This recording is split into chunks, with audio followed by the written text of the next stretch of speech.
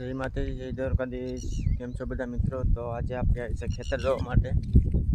તો એક વખત નદી નાખ્યું હતું, તો પાછું ને એવું થઈ ગયું છે. હવે થોડાક સમયમાં પાછું નેદવા આવવાનું છે. અને જે ઈંડા હતા એમાં 2 બસા નીકળ્યા છે ને 2 બાકી છે. ઓહો,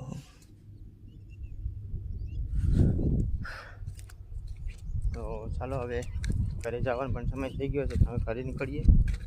હમણાં બહુ કામ છે, પાયા ગોડવાનું ચાલુ છે, એટલે બહુ કંઈ બ્લોગ બનાવવાનો કાંઈ ટાઈમ મળતો નથી. અને બીજા બધા તો આવ્યા છે ખેતર. તો આ મારા કાકી ને મારા કાકાનો છોકરો છે, ને બાજુમાં પણ ખેતરમાં છે. તો ચાલો હવે નીકળીએ ઘર તરફ.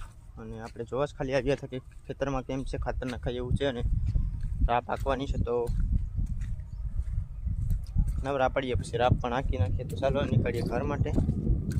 મારા મિની બ્લોકમાં બન્યા રહેજો, અને કેવો બ્લોક લાગ્યો એનો કમેન્ટમાં જવાબ દેજો. ચાલો, જય માતાજી, જય દ્વારકાધીશ.